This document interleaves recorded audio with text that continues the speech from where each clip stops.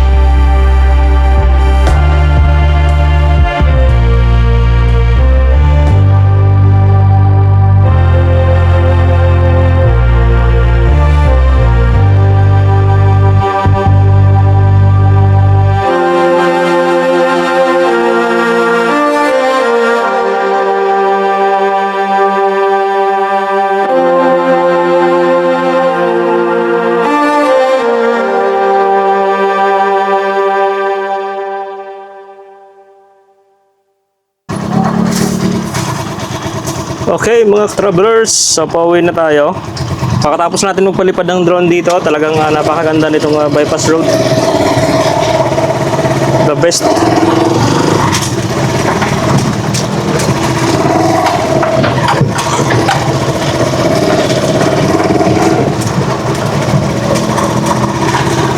Malaking tulong tong bypass road. Gawa ng hindi siya naabot ng tubig baha.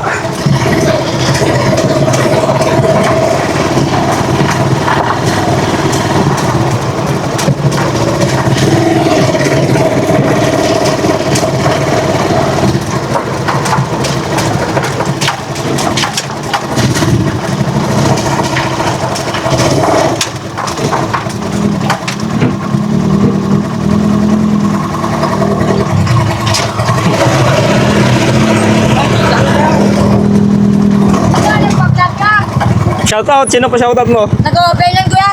Shoutout kay mama. Yun, ikaw. Shoutout kay papa. Yun, ikaw. Wala. Taga saan ka kuya? Taga saan ka? San Gabriel. Ay, sige. Ikaw mo ni vlog mo. Ay, may speaker ka? Wala, naubos na eh. Wala. Pangalan ng vlog mo kaya? Andiyan naman ako lagi, kapuna-puna ako nandyan. Ano pangalan ng vlog mo kaya? Mark Journey Vlog. May speaker ka? Pamayang hapon. Oh, sige. Ingat ka. Sige, sige. Nandito ako pag hapon. Ingat ka. Sige.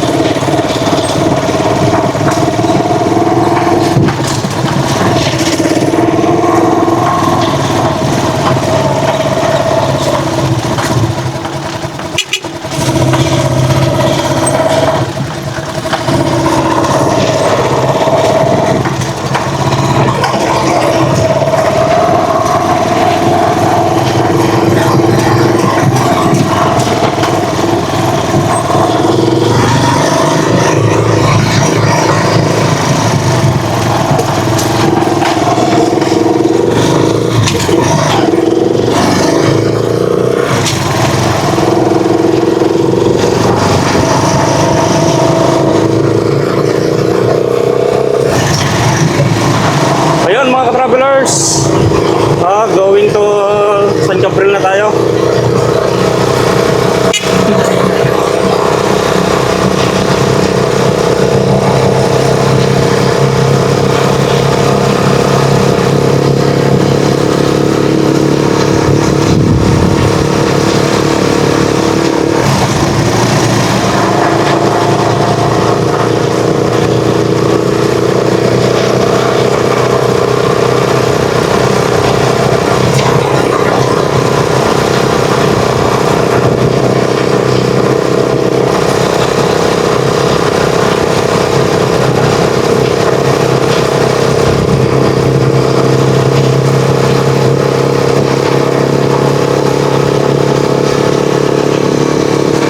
Grabe mga ka-travelers to, nakita ninyo yung bypass road, talagang maganda yung pagkano niya, pagkagawa.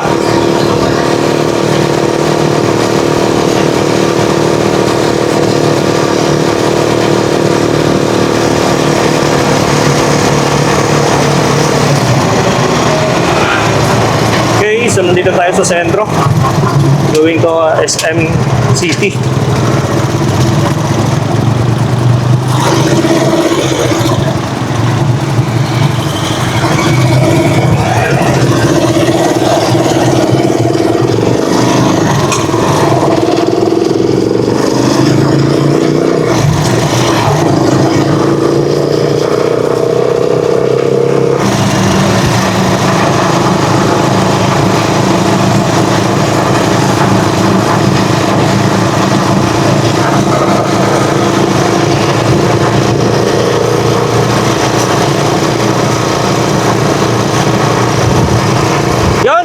Mga ka-travelers, ka-travelers, pa-subscribe naman ang ating channel at pakiclick guys ng notification bell.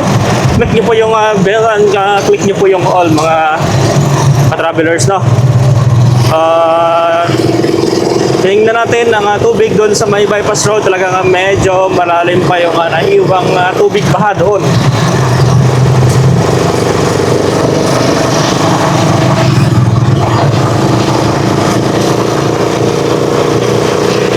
Maghanap tayo ng barbershop dito mga travelers.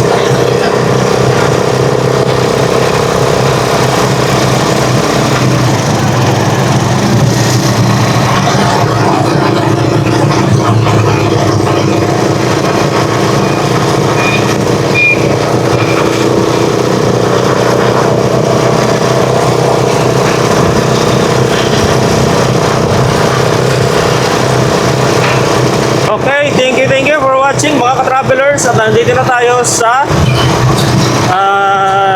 SM City, Tuguegarao. Yun, thank you for watching guys.